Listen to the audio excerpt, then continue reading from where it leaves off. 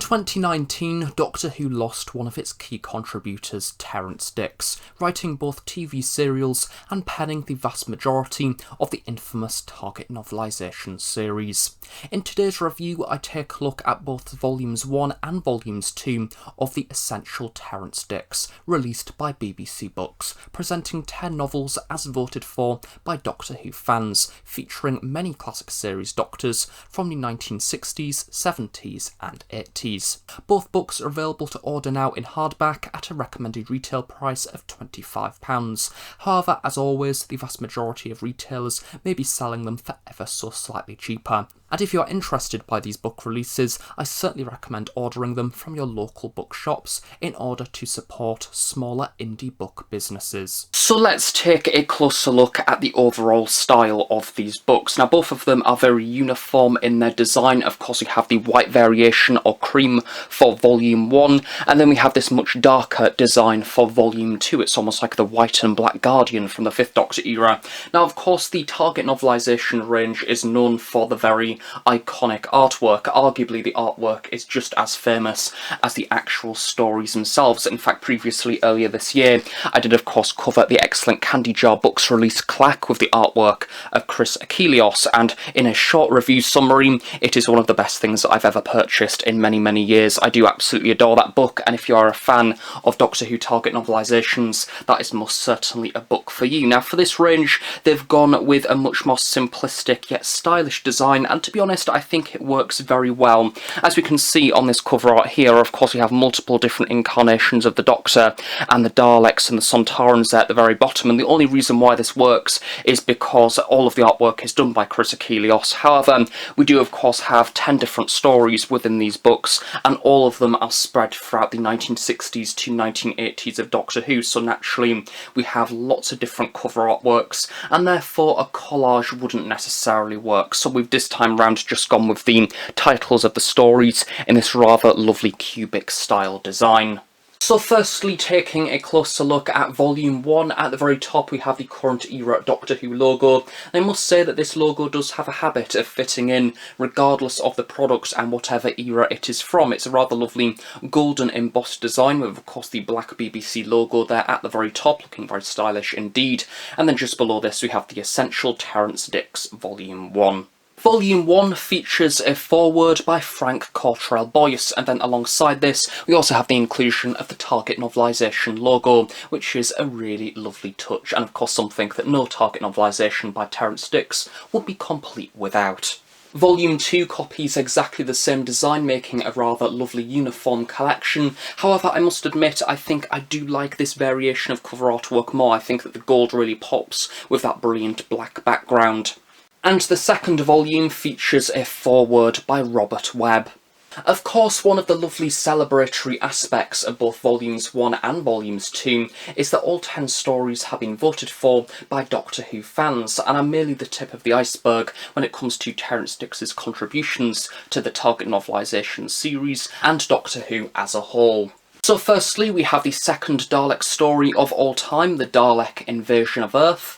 And then we have the second Doctor debut story for the Yeti, which is, of course, The Abominable Snowmen. Now, this is a Target novelisation that I did in fact read only a few months ago with the release of the Demon Music Group vinyl record collector set. I really did enjoy reading this book, especially given that this is a missing Doctor Who serial, and it adds a lovely visualisation to the episode overall, and the Doctor and his friends climbing around the Himalayas, and overall it being a really good story. Thirdly, we have Doctor Who and the Wheel in Space. Now, this is a rather strategic inclusion by Doctor Who fans, because from what I understand, the Wheel in Space is in fact a rather rare Target novelisation indeed. It's one of those ones that had a rather small print run, and as a result has gone on to be considerably expensive and collectible. As you can see, I don't have it, so this is a really nice inclusion. I do believe it's also coming out on audiobook in a few months' time as well.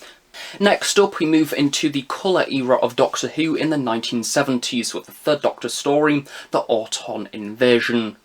It's probably not a coincidence that the vast majority of the books featured so far have in fact featured artworks by the likes of Chris Achilleos, of course a very iconic and energetic design with lots of action, and back in the day, very exciting indeed. And then concluding Volume 1, we have The Day of the Daleks. So now we move on to the contents of Volume 2, first of which is the very well-known Doctor Who story, The Genesis of the Daleks. Now, I have this story multiple times in Target novelisation, from purple logos, red logos, the hardback edition. It's just a Target book that I think is very well known by Doctor Who fans, and for good reason. It is a superb Doctor Who story, and of course marks the debut of Davros, and therefore is a fitting inclusion to this volume of Dicks novelisations.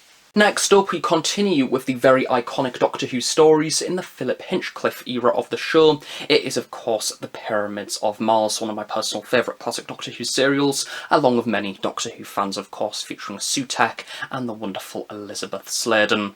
The third story of Volume 2 and the compliments continue as we have the Talons of Weng-Chiang, adapted from an idea from the original story, The Foe from the Future. Now, this is one of my personal favourite Doctor Who stories of all time. In fact, I would dare say it is my personal favourite of classic series Doctor Who, featuring the excellent Lee Hens-Chang, Magnus Greel, Mr. Sin, and of course Jago and Lightfoot. So it is an excellent and very welcome addition to this collection. And of course, continuing the themes of Gothic horror Doctor Who, we have the Fourth Doctor and Leela serial, The Horror of Fang Rock, set on a lighthouse, and funnily enough, also released recently on vinyl by the Demon Music Group, which I have recently reviewed. And then we conclude Volume 2 with the anniversary special story, The Five Doctors, a rather fitting conclusion to this series, and of course the only 80s Doctor Who story featured within this collection.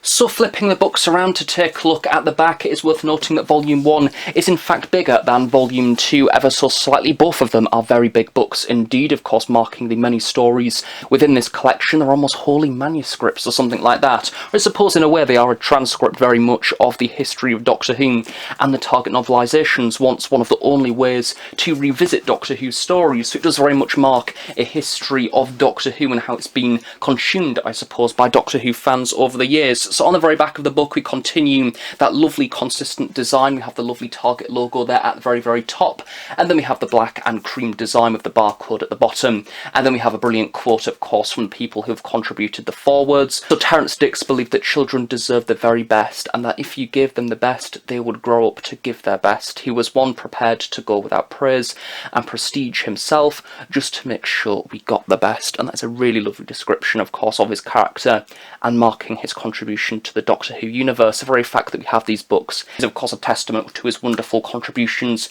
to the show as a whole. If you are somebody who is tempted to purchase these books, I'm about to do something that is instantly going to make you click add to cart purchase, and it is of course a wonderful spine that actually connects together to reveal the iconic Target novelisation logo. Of course the cover does differ ever so slightly in the colour of the actual beams of the blue and yellow, but this is lovely. It will look absolutely superb on display, in particular if you've been collecting the Target novelisations for many, many years. It is a worthy celebration of these stories, but also at the same time a great collection and great opportunity for those of you that haven't been collecting Target novelisations and wish to experience, I suppose, some of the fan-voted best in a lovely collection of stories, rather excellently printed.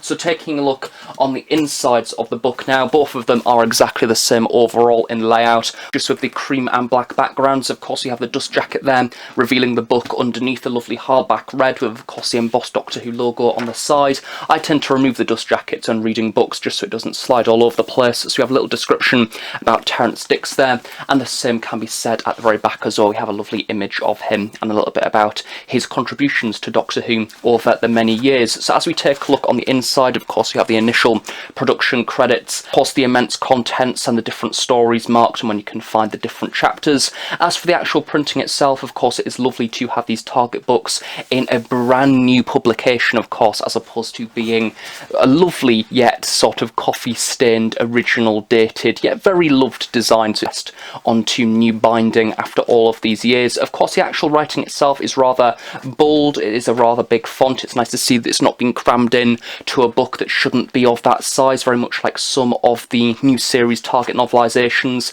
that seem to cram the story down into a very small book, and the font can often be very small, which can be difficult to read if you have disabilities, the likes of dyslexia. But yeah, it's good overall, exactly the same presentation for the other book as well. Of course, again, the font is very big and lovely, and of course we have the contents there at the front, and the inside is marked with this lovely lighter blue design. Once again, the dust jacket printed there across the front.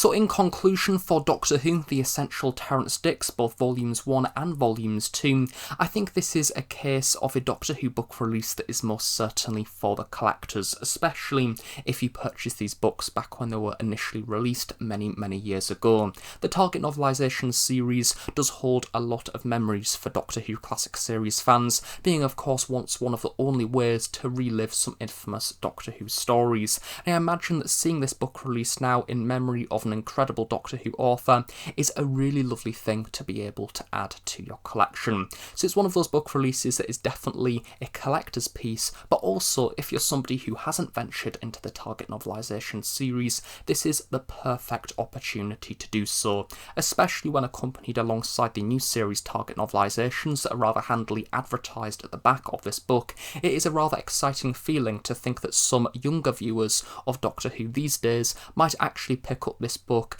and be opened to this whole world of Doctor Who classic series adventures, very much like how fans were back in the 1970s and 80s, and that obsession with Doctor Who Target books will be born all over again, however for a brand new generation. So without a doubt, both of these books are an excellent addition to anybody's Doctor Who collection, be it somebody who has been collecting for years, or simply somebody who wishes to venture into a Doctor Who adventure like no other. So thank you very much for watching this review. I really hope you have enjoyed it. Do of course stay tuned on the Host Productions for regular Doctor Who content. And on that note, have a nice day. I shall see you all next time. Bye for now.